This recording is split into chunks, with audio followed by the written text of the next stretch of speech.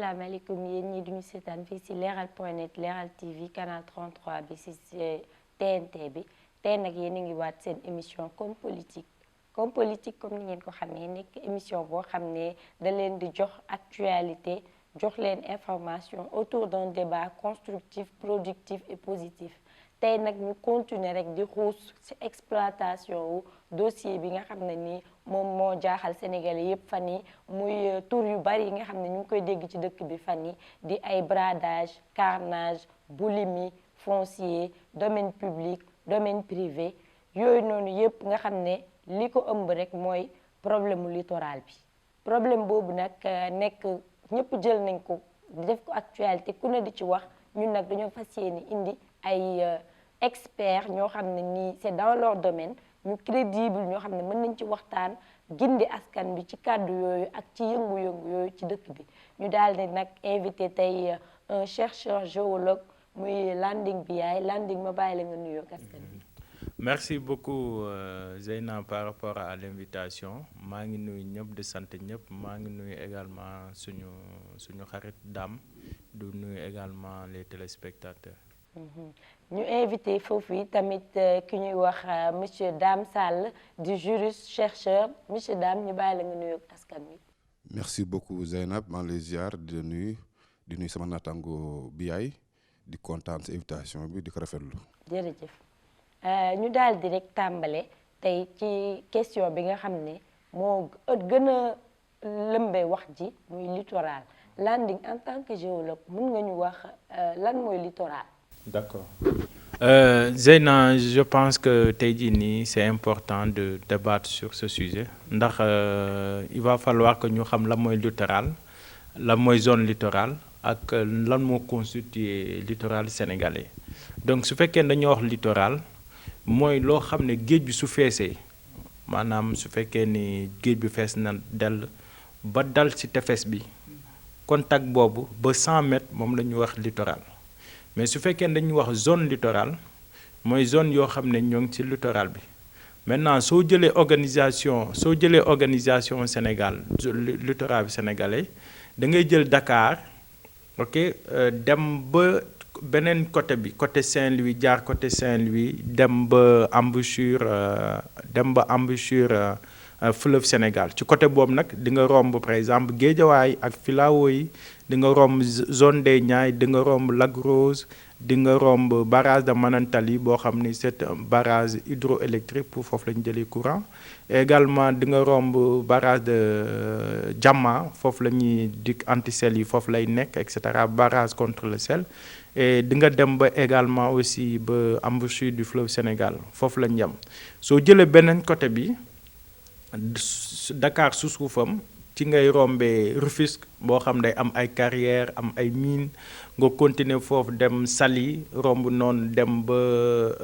Sine Saloum donc ba dem ba Saloum foofu ngay gisee ay petites ay îles du Saloum et cetera donc total bi ça fait 700 kilomètres donc le littoral sénégalais est estimé à 700 kilomètres littoral bi nag dafa am solo parce que littoral bi 68% day participer ci 68% PIB Sénégal déjà et 60% population bi tamit ci littoral bi la ñuy dund ñoo ngi ci def pêche ñoo ngi ci def tourisme au niveau de la Petite Côte ñoo ngi ci def agriculture ñoo ngi ci def maraîchage au niveau des Niayes et également ñoo ngi ci def mine mooy carrière ma la dox au niveau de Rufisque avec les calcaires et cetera donc également aussi Sénégal littoral bi dafa am benn position stratégique sur le plan militaire sur le plan commercial avec le port autonome de Dakar et également aussi soo gisee mu nekkoon ancien capitale AOF parce que tamit position stratégique am moo gën a jege l'Occident et au niveau des États-Unis également donc dafa doon loo xam ne tey jii nii il va falloir que ñu bàyyi ci xel maintenant nag lu particularité bu Sénégal am mooy tu as deux côtes tu as une côte rocheuse yoo xam dafa am ay roches et tu as une côte sableuse côte rocheuse bi mooy buy oxyde mooy mamel bi dañuy gis ni c'est naturellement protégé par des roches moo tax ñaan côte rocheuse mais côte sableuse mooy yeneen yoo xam ne amul xeer amul dara amul lenn lu koy protéger maanaam géej bi da ci dal di ñëwaat donc en somme loolu lañ mën a wax ci littoral de façon générale voilà. jërëjëf si loolu la ñuy jógee sax daal di dem si monsieur Sall Dame nga xam ne juriste la ñu gis ne fan yi ñu ngi am problème ci littoral bi problème bi war a nekk aussi d'ordre juridique ndaxte am na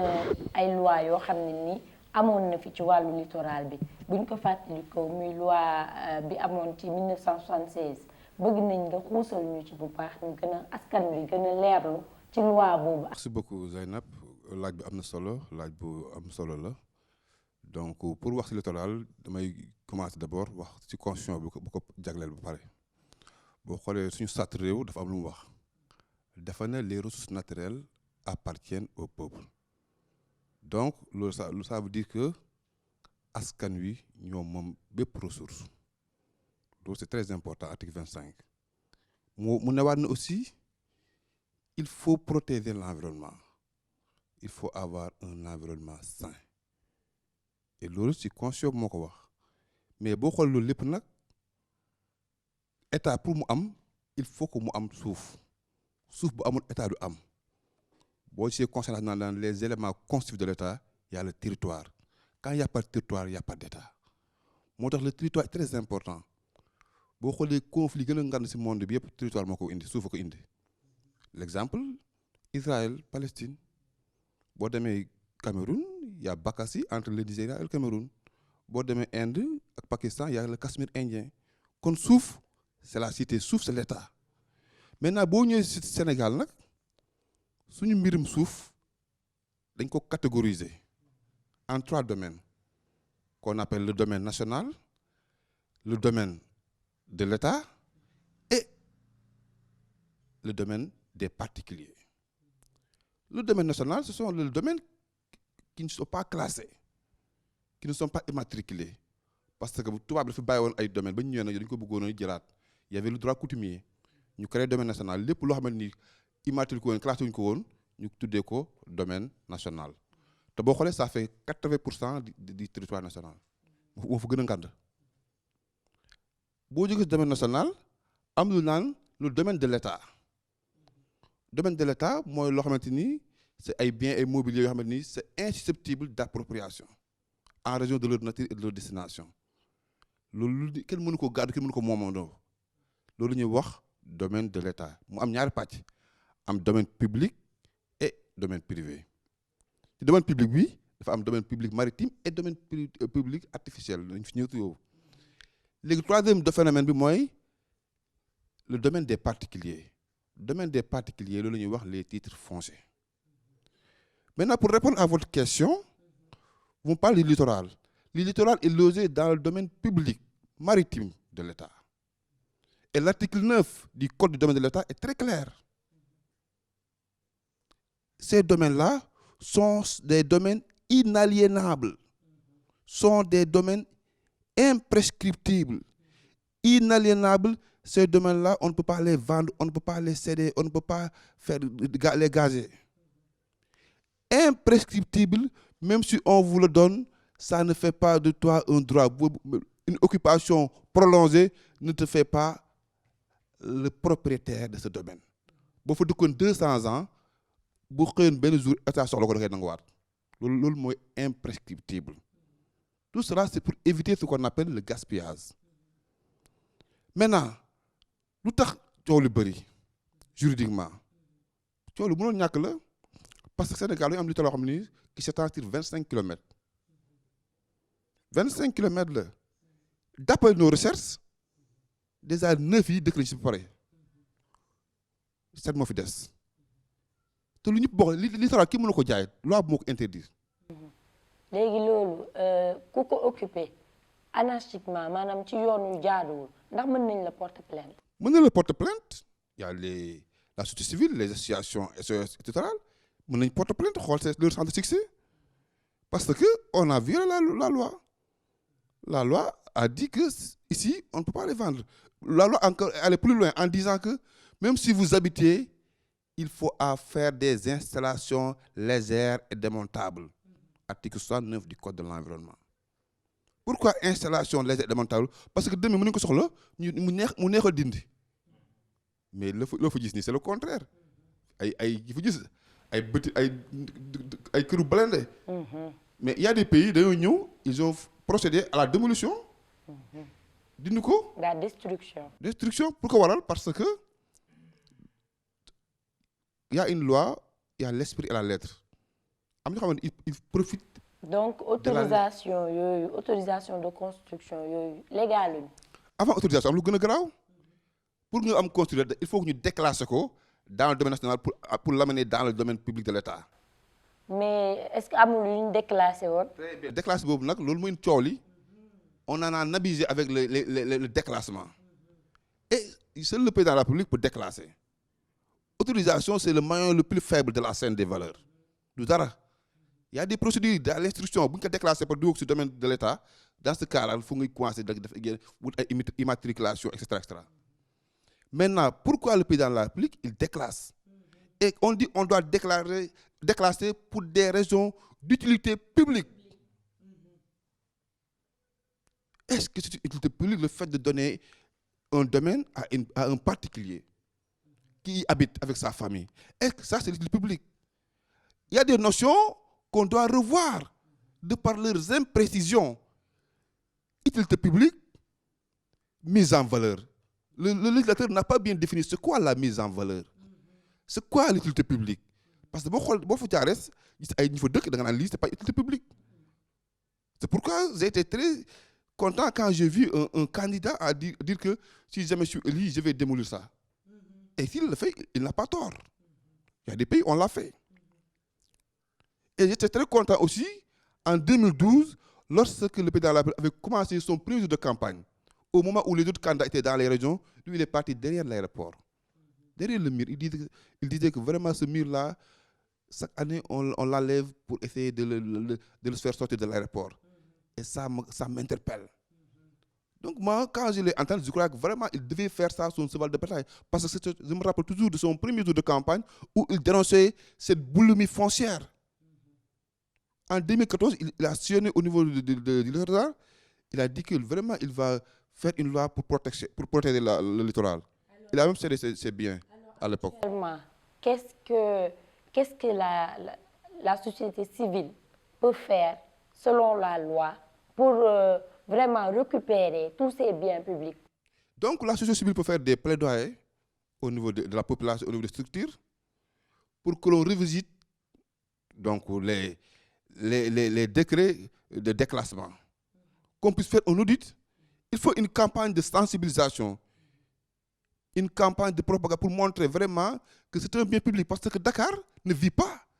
Dakar vit dans la promiscuité. Dakar ne respire pas, n'aspire pas.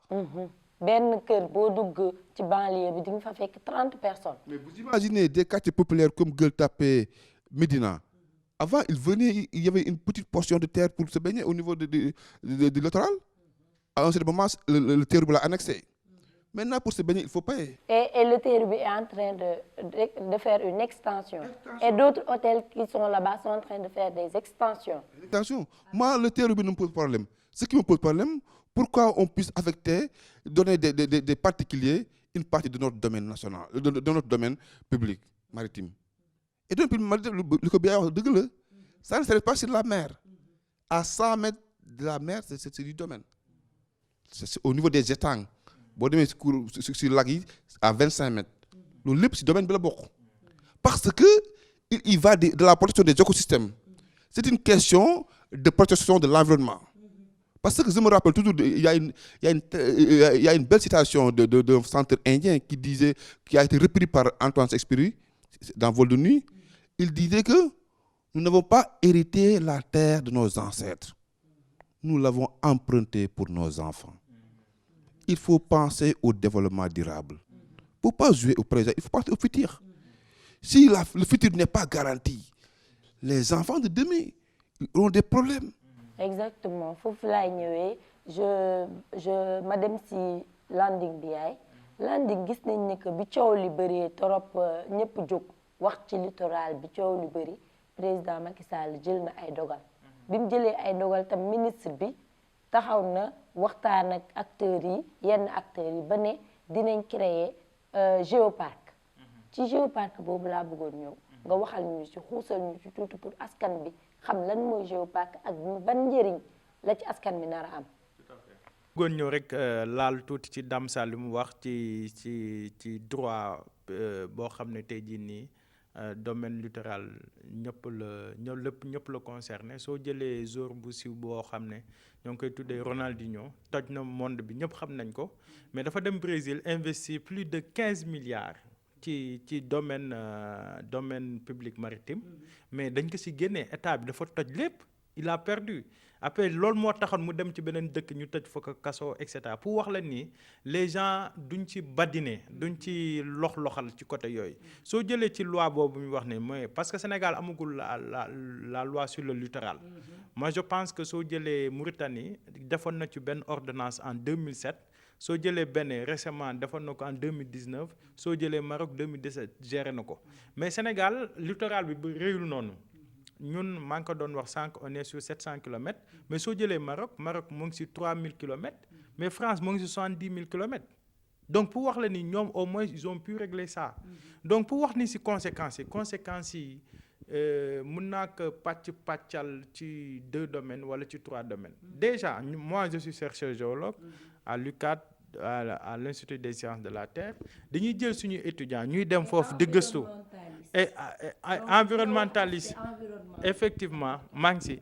léegi soo xoolee même sax dans l'histoire je sais pas su fekkee ni defoon na fi buzz gars yi naan non volcan bi day yeew wala du yeew ak affaire yooyu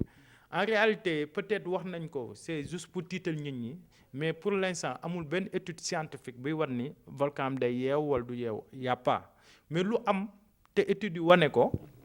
mooy y a cela 1,4 million d'années diggante ak 1,4 million d'années ba 1 million d'années volcan bu nekk Mamel dafa yeewoon diggante ak 1,4 ba 1 million d'années maanaam 400 000 ans dafa doon yëngatu mu jékki-jékki def pause ba mu defee pause ñëwaat yeewaat entre 0,7 million d'années ba 0,6 million d'années foofu tamit mu yëngatuwaat mais yëngu-yëngu yooyu fekkul doomu aadama Sénégal sur le plan géologique parce que dañ koy daté quoi dañuy xam ni waaw c'est historique paléo environnement dañuy naan lii fii la jóge et cetera maintenant question bu ñuy poser est-ce que diggante boobu maanaam digganteeg par exemple ba mu ne 1,4 ba 1 million d'années boobu yëngatu na xam nga après nekkaat na en phase stable digganteeg 1 million d'années ba 0,7 foofu am na 300 000 ans est-ce que newuñu période boobu et cetera mais tamit scientifiquement parlant am na ay études yu wane ni au niveau de Cap-Vert parce que ay Cap-Vert yëpp dañoo rattaché woon Sénégal Gorée dafa rattaché woon Sénégal Île des Malènes ñoo ñoom dañoo rattaché woon Sénégal dafa amoon ay volcanisme ñoom ñooy tax suuf si yëngatu mu dagg ñi déplacé wu ñiy des maintenant loolu dañ naan dafa am benn canyon bu nekk Kayar mooy Kayar bi bu nekk Kayar boobu canyon boobu maanaam benn yoon boo xam ne c'est à plus de voilà sori na suuf profondeur kooku soo ko rattaché ak bu Cap-Vert bu Fogo benn île bu tudd Fogo dañ ne faille boobu elle est toujours active ci ay études scientifiques donc instant bi kenn mënu wax ni tëdd na wala dootu yeewatu et cetera loolu non kenn xamu ci dara. donc amuñu lu leer. non amuñu lu leer. non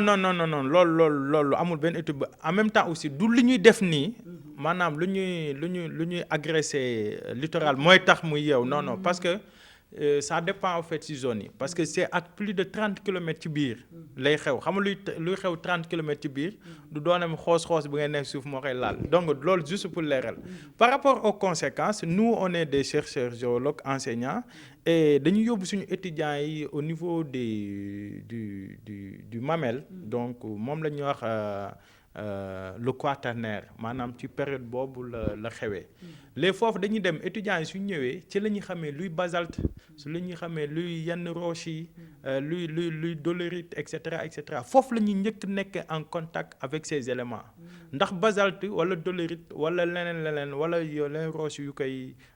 les pierres ponces maanaam nga gis ni kër ga suñuy raxas suñu tànk yi dañ koy laal ak xeer loolu ci xeer yooyu lay jógee yooyu nag yooyu la ñu jël utiliser di ci dafa tali léegi étudiants élèves yi nekk 4e wala nekk 3e wala ñuy def terminale loolu ñun dañuy dem di leen koy jàngal dañ naan lii mooy lii mooy lii mooy lii même également aussi booy def master étudiants yi def master wala thèse également dañ ci liggéey carrément pour ñu xool évolution bi fan la jëm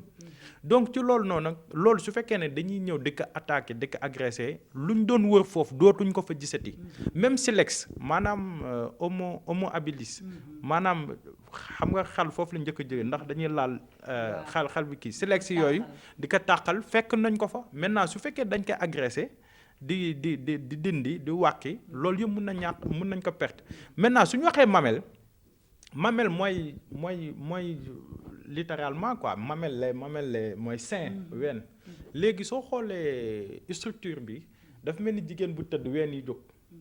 les benn ween bi ça faisait 99 mètres benn ween bi ça fait 105 mètres bu 105 mètres bi altitude boobu lañ dagg waaw bañ ko daggee ci lañ teg monument de la Renaissance ci lañ ko ci tegee maintenant su fekkee ne instant bi dañuy continuer nag di agresser maanaam di wàqi di gas di def lu ne benn mamelle bu am 99 mètres boobu le phare foofu la nekk suñu phare foofu la nekk phare bi je pense ba maa ngi doon li benn document depuis 1864 le phare bi nekk fi phare bi la mooy rôle am mooy orienter bateau yeeg avion yi loolu suñu demee ba wekki ko ñoom phare bi fu mu tegu dafa am ay alternance maanaam da am xeer yu dëgër xeer yu nooy xeer yu dëgër xeer yu nooy ay scories ay lapilli noonu lañ koy tuddee quoi léegi loolu nag su fekkee ne dañ koy wàkki di ko wàkki maanaam fondement bi newutu fa ndox bi su tawee day infiltrer donc xeer yu nooy les roches tendres là ñoom dañuy rocceeku parce que dëgëruñu léegi soo jëlee loo xam dafa nooy loo xam ne lu am lu dëgër lu nekk ci kawam lu nooy bi su rocceekoo xam nga lu nekk ci kaw day wadd loolu nag mën na fa am les phénomènes d'éboulement lu yëpp mën na fa am suñ ko moytul tey ji accident bu grave lay doon même sur le plan environnemental maa ngi ko doon wax sànq nous dañoo nekk ci benn zone benn côte rocheuse maanaam ñu naturellement yàlla dafa def ni basalte yi ñoo ñuy protéger moo tax soo gisee yenn hôtel yi nekk fa amuñu problème parce que vague su ñëwee su dalee maanaam roche yooyu noonu dañuy wàññi seen doole mais bokkul ak côté Rufisque ak côté Bargny bu nga am foofu amul protection naturelle ce qui fait que géej bi day ñëw di avancer soo gisee 90 91 92 93 géej bi dafa ñëw nangu cimetière yi parce que amul leen lu koy protéger maintenant soo jëlee côté Saly Somone ñoom dañuy jël xeer yi basalte yi dem ba foofu teg ko fa moom la ñuy wax les brise-lames wala les plis loolu day wàññi doole vague yi maintenant su fekkee ne ñun dañuy jël roche yu fa nekk basalte yoo xam moo ñuy protéger ñu ñëw di ko rocci mais day dem benn instant boo xam dara dootu ko protéger te ndox bi dañu envahir te ñaanuñu yàlla mu am ay tsunami du ñu gis États-Unis ay ngelaw yi fort yi ñëw dañuy ñëw arracher kër yi yóbbu leen beneen bu am solo ci conséquences yi également sur le plan géologique dañoo gis ni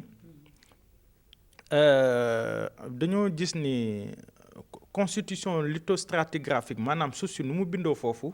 dañoo am ay basalte maanaam volcan ba mu amee dafa ñëw teg basalte après basalte bi dafa am benn phase boo xam ne dafa dal latérite bi nag ci la ñëw mooy suuf si xonk ci latérite boobu nag dafa dëgër boo xam ne moo tax mënul am intrusion maritime maanaam ndoxu géej bi mënul dugg si Dakar ndax latérite boobu noonu moo koy bloqué te suuf la nekk dafa dëgër ce qui fait que loolu su fekkee ne latérite boobu ñoo ngi koy wàq di ko dindi léegi intrusion marine ma xam nga géej la ndoxu géej bi day dugg envahir nappe yi des fois je sais pas si fekkee ne yaa ngi koy seetlu ay temps ñoo yàgg na trop ñoo ngi doon wax ni ndoxu Dakar day xaw a saf xorom ndax intrusion maritime yooyu intrusion marine yooyu la donc pour wax la ni conséquences yi dafa bas nañ ci bàyyi xel te foofu laay daanele parce que suñ koy natt corniche ouest bi suñ koy natt ça fait environ 16 kilomètres mooy ginnaaw palais la commencé ba mosquée de la divinité donc côté boobu yaa léegi ñun ñooy xool ñaata yoon ou bien ñaata surface moo ñu dese et cetera parce que Dame Sall mu ngi koy wax loolu espace bu ne su fekkee ne dañoo dem ba te koy tabax ci ndox du mën a dugg du am yoon pour dugg pour infiltrer wu te su boobaa également aussi day am conséquence y a aussi également conséquence sociologique par exemple soo jëlee waa Médina wala Gueule Tapée nawet bi dañuy bëgg a dem géej plage pour kii et cetera parce que féexlu bi dañ koy bëgg mais su fekkee ne amuñu benn accès aussi sociologiquement ça va travailler te mën na indi soulèvement wala soulèvement populaire boo xam ñaan ko yàlla mais mu ëpp loxo quoi voilà. jërëjëf donc Dame Sall ñu daal di ñëwaat ci yow rek comme littoral bi amul loi buñ ci teg fi mu toll nii buñ ci tegoon loi pour yow yan loi moo gën a amal solo askan bi nga xam ne askan bi dinañ ci jëriñu dañ ci gis seen bopp ci bu ñu comme dem nañ ba déclassé nañ ba pare fi mu toll nii temm. ok jërëjëf li ko am na loi da nga loi bu fi nekk lañ appliqué wul xam nga Sénégal moom loi yi bëri na fi loo fu gis rek on a les meilleures lois au monde c'est l'application donner les conditions d'une bonne application moo fi des am na loi parce que loi bu ko permettre moom mooy la loi 1976-66 du 2 juillet 1966 portant code du domaine de l'État moom moo ko prévoir wax na fii domaine littoral la fii kenn du ko laal sauf déclassement te loolu exception bu grave la exception boo xamante ni pour une affaire utilité publique la ko wax maintenant bu ñu ko xasee ba déclassé foofu ça tombe dans le domaine de l'État foofu na mun am yeneen procédure nga immatriculation cesse et titre maintenant il n'est pas trop tard de bien faire président de la République mën na gën a renforcer lu ko mu defaat beneen loi pour verrouiller ad vitam aeternam ne fii jusqu'à l'extinction du soleil bu kenn laalati quitte à ce que sax ñu insérer dans notre conscience parce que wóorut c'est générateur de conflit de climat social te yu wóorut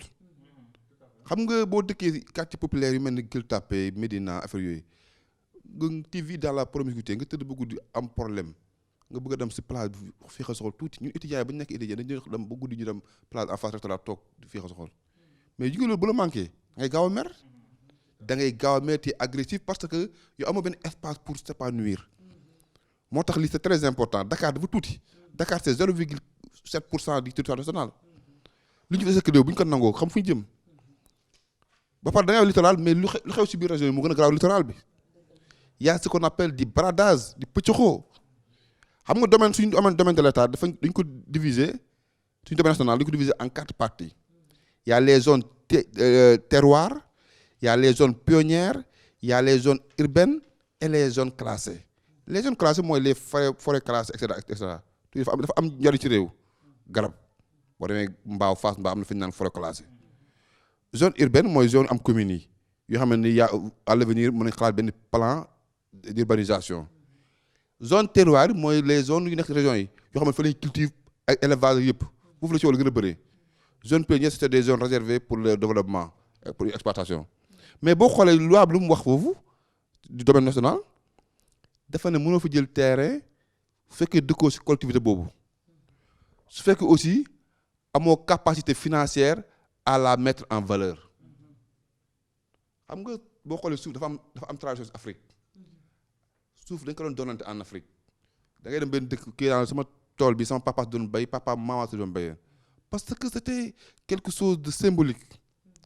c'est aujourd'hui la donne a changé léegi suuf c'est un moyen d'enrichissement tey boo amoon tey suuf tey mën nga dem banque def garantie loolu la ñuy wax un moyen de production et de garantie lu koy waral nag loolu lépp nag ñàkk loi yu baax loi yi ñu ngi fi nekk mais am na yoo xam ne c'est des lois inadaptées pour ne pas dire anachroniques maanaam lu 1964 waxoon ak léegi c'est différent 64 on est au lendemain des indépendances on avait 3 millions d'habitants. loi 1976 ba tey loolu dañ ko war a tey je pense révolutionner réformer ko ba mu adéquat tey. très important damay tax ma gën a ñëw am xew temps yëpp mooy affaire autorisation de construire yooyu parce que boo xoolee suñu loi yi dafa démodé imagine-toi ñu ne la loi bi il parle de communauté rurale alors communauté rurale c'est permanent que les communes moo am ba léegi dans la loi on met communauté rurale parce que ça ne suit pas l'actualité. ba pare ñu bëri yaakaar maa ngi dégg souvent ñu naan woy pourtant le maire c'est lui qui a autorisé mais l'autorisation de construire ce n'est rien par rapport à l'affectation par rapport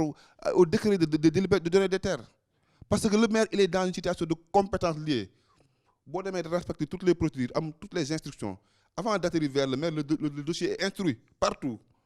par le cadastre le plan d'urbanisation domaine tout boo ñëwee bu normal da koy signer ensuite tu restes un bout de temps sans signature, ça vaut acceptation. Maintenant, il y a des gens qui sont prêts. Vous déposez, le maire n'a pas signé, vous dites que oui, donc le maire n'a pas signé. Et maintenant, on a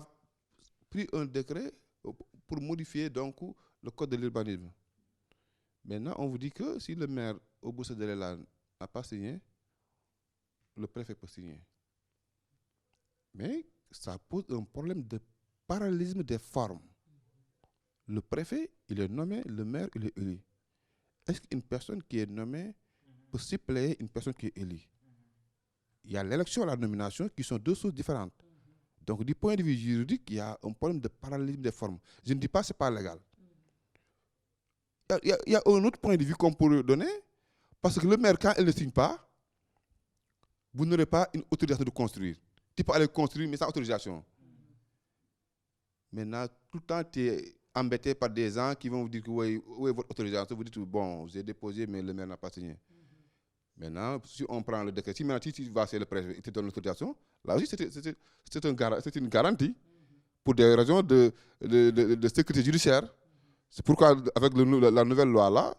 il y a un côté positif, il y a un côté négatif. Oui.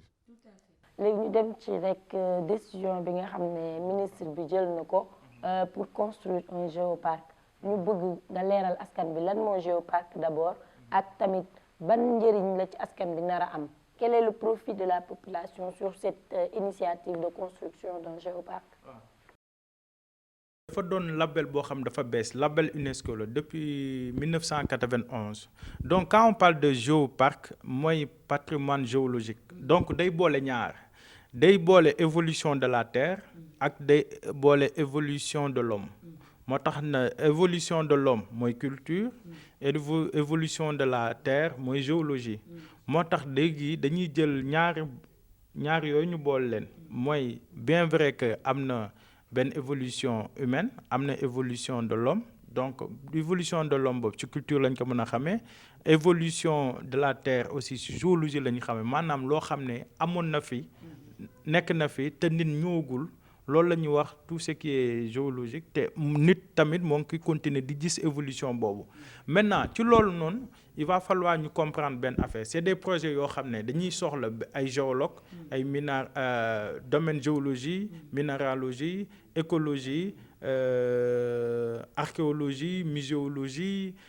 anthropologie et cetera donc soo gisee constitution yi maanaam évolution humaine ak évolution naturelle des choses jë nga ñoom ñooy constituer équipe boobu nu ñuy appelé dañuy jéem a xalaat la ñuy tegee benn musée maanaam tey jii nii soo jëlee cas Dindi Fellow da nga gis ni chute d'eau la donc chute d'eau boobu nan lañ ko mën a valoriser ba tourisme am ci moom la ñuy wax géotourisme nan lañ ko mën a évoluer tey jii nii ba économie génn ci maanaam nit ñi dem di jaay nan lañ ko mën a évoluer tey jii ñu jël ay fossiles parce que soo jëlee par exemple cas Nioro dafa wane ni ay temps ay nit ay suñu maamaati maam ñoo ngi fa doon dëkk te bàyyi nañ fa ay affaires yooyu la ñuy jël récupérer ko def ko ci espace yoo xam ne c'est géologique comme Mamel bi ñu def ci ay espace yoo xam ne c'est naturel ñu dugal ci ay culture ci loolu noonu tamit sur le plan économique mun na am par exemple soo jëlee Sénégal dañuy defar ay dàll naturel wala ay dàll yoo xam ne tey jii nii c'est historique c'est culturel yooyu ñu jël dugal ci ce qui fait que kenn ku nekk soo ñëwee di nga si mën a gis seen bopp mais géoparc yooyu nag soo gisee dans le monde il y a plus de 124 doo jékki-jékki def géoparc par exemple soo jëlee Afrique Maroc kese la ñu autorisé parce que appel à candidature la UNESCO il y a des critères bi mooy est-ce que y a eu un développement durable est-ce que y a une ressource économique boo xam war nañ ci mën a tirer est-ce que aussi tamit na permettre nit ñi xam y a eu évolution de leur paysage et cetera par exemple soo jëlee Afrique Maroc kese moo candidaté moom lañ ko am moom kese de mais soo jëlee Europe par exemple Europe soo jëlee France am na 5 géoparcs Allemagne am na 6 géoparcs Italie am na 9 Espagne moo ëppale am 10 mais Chine nag foofu la lambee Chine am nañ 131 géoparcs soo jëlee Japon am na 7 mais ñoom lu leen ko may mooy dañoo amoon ay volcans ay trucs géologiques yoo xam ne tey jii dañ koy jël utiliser ko exploiter ko mu am kii mais foofu tamit par exemple soo jëlee Chine benn dëkk bu ñuy wax Sanya foofu y a plus d'1 million de touristes yoo xam ne dañuy ñëw annuellement ndax exclusivement ndax loolu dañ ko valoriser selon leur culture di si jaay population bi di si gis boppam environnement bi milieu environnement bi également di si gis boppam maanaam géej bi di dem di ñëw ci wetu géej bi lañ koy def souvent wala musée yu ñu ci nekk dara du leen dégradé maanaam amul benn contrainte environnementale boo xam ne moo ngi fa wala sociologique mais plutôt des avantages économiques et sociologiques ndax kenn ku nekk sa xel dina dal ne maa ngi ciy am dara mu rentable Sénégal nag pour mu def ko nag aussi te il faut des travaux bi premier travaux bu ñu war a mën a def une étude de faisabilité ci loolu et la soumission de cette appel à candidature parce que généralement dañ ne sud d'ici les pays du sud généralement ils sont pas trop avantagés soo jëlee 124 par exemple Europe kese moom taxañ na 69 mais en dehors le reste du monde taxañ nañ 55 Afrique benn rek la ci am Amérique latine benn rek la ci am mooy Brésil Amérique du Nord également benn rek la ci am lu si des côté Asie la nekk parce que y a souvent des volcans moom laa doon wax nii il faudrait que déjà que mu am inventaire il faut ñu va faire inventaire lan la ñu inventaire c'est tout un processus wax nañ ko léegi de mais faisabilité voilà mais la faisabilité waaw non jàpp naa ni gouvernement bi sax gëm ma sax ñu parce que appel à candidature bi des fois pour ñu rejeter la parce que condition il faut nga kii tey jii nii Sénégal su naree def inventaire géologique minéralogique les minéraux précieux les inventaires biologiques day jël temps il faudrait tamit aussi nga def cartographie des patrimoines naturels et des patrimoines culturels ça va prendre beaucoup de temps géotourisme et cetera ça bon wax nañ ko nii oui c'est bien bon. ko def est-ce que géoparc boobu mën nañ ko réaliser fii ak 2024. non je pense pas appel à candidature bi ak inventaire boobu noonu ça va prendre beaucoup de temps. alors merci beaucoup Landing ci leeral yooyu noonu bu baax a baax jërëjëf ñu daal di dem rek fi mu toll nii ci Dame Sall fas yéene tëj émission bi rek ndax temps bi ñu joxoon tënku na léegi ñu bàyyi la yow en tant que juriste chercheur ak yeneen yu bëri yi nga def nga tënkal ñu jamono ji loi buñ la ko dénkoon pour nga def ko. pour trancher ci littoral bi au profit de la population yan aspect ngay gën a jiital. waaw jërëjëf man lu ma xam mooy il faut ñu jouer sur l'équilibre entre les investissements mais aussi la protection de l'environnement mënoo ne du ma nekk dans si liggéey am ay terre du ma ko exploiter mënoo nekk aussi dinaa exploiter ba du ma faale ñu fi dëkk. Il faut toujours jouer sur l'équilibre. C'est très important. Parce que la terre ne ment pas. Loolu la béykat di wax la terre paye. loo semé rek moom ngay récolter. léegi lu ma gën a tënk li ma bëggoon ko mooy xam nga ñun Sénégal dañoo ragal suuf. boo xoolee suñu benn professeur bi ñu am ci mu doon jàngal naan ñu le littérateur sénégalais quand il parle de la terre il a les mains qui tremblent. nee na ñiy bind texte yi sax bu ñuy wax bu duggee affaire suuf dañuy ragal. assemblée député duñ nangoo ñëw dañoo ragal donc on dit que c'est un domaine très sensible ñëpp ragal suuf boo demee lébu sax bu ñu xuloo si suuf dañuy toog duñ ko taxaw donc il y a un caractère social pour ne pas dire mystique loolu mais ragal bu état amul tur amul sant état warul ragal dara ñun ñooy ragal mais état amul tur amul sant état c'est une personne morale état n'existe pas en chair et en os ñoom la ñu mën a jàppale teg fi ay lois yoo xamante ni lois yu sincère la lois yu durable la il faut pas avoir une gestion prospective mais il faut avoir une gestion durable loolu nag kenn nag mosu mën dara on a beaucoup de lois vraiment nous avons les lois les plus pertinentes pour ne pas paraphraser Laferrière qui disait que il y a une inflation législative tellement que loi yi bëri na mais loi yi seen dénominateur commun mooy leen une bonne application te ku koy njëkk appliqué mooy le président moo ñu mën a jàppale c'est le gardien de la nation moom rek moo mën a jàppale ñu jéem a sauvegarder loi yi def ay garde-fou on quitte à que ñu vérifier ko mbaa ñu def yeneen pays def au moins bu ñu ko demee ba koy kii mu am procédure xam nga Sénégal du problème bi amuñu procédure pour déclassement la loi ne pose pas de procédure.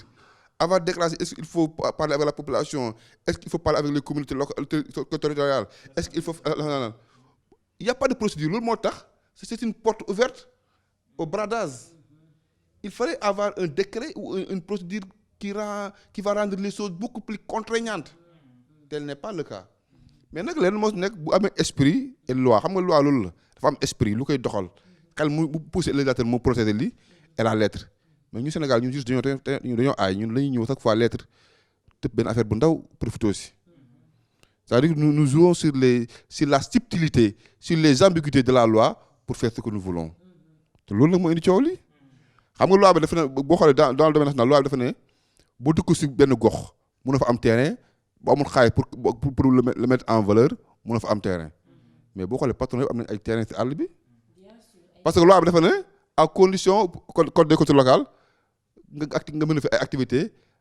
pastorales et agricoles léegi xam nga luy mujjee ku nekk da ngay tabax benn kii bu nga ferme bu nga def benn poulailler boo xam ne c'est loi bu ma wax loolu alors que le but c'était pas ça c'était pas l'esprit mooy kan koo xamante ni dafa ñëw yor xaalisam ne man dëkk bi fi laa dëkk bëgg naa fi terrain pour tabax école wala dispensaire comme ça maa nu mu def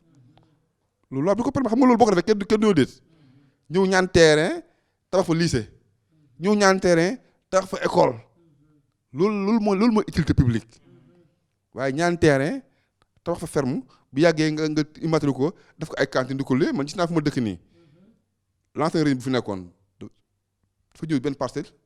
jël benn unité benn terrain football bu xale du footballé may ko benn kilifa. dëgg la comme ni ngeen ko déggee dégg ngeen ko ci Dame Sall rek la ñu daal di jeexalee wax na li nga xam ne nii moom moo war ci wàllu loi pour nguur gi jàppale ñu si nga xam ne suufu Sénégal bi doomu sénégalais yi moom ku ne dina ci am sa wàll bu kenn jël 20 hectares fekk kee mu ngi ci benn kër goo xam ne 20 personnes ñoo fa nekk nañu ku nekk xalaat sa bopp xalaat askan bi xalaat nag ndaw yi ëllëg yi suñu doom dañuy ñëw boobaa fan la ñu dëkk ak lan la ñu am ci dëkk bi. kon nag ñu ngi leen di jërëjëfal yéen ñëpp yéen ñi doon seetaan seen émission comme politique fii si leral.net Leral TV canal 33 di remercier suñu technicien yi bu baax Pape Omar ak Abdoulaye di remercier aussi ki ñuy wax Omar Cissé fële ca marché Dior moom nga xam ne moo may solal yu rafet yi chaque jour jërë ngeen jëf.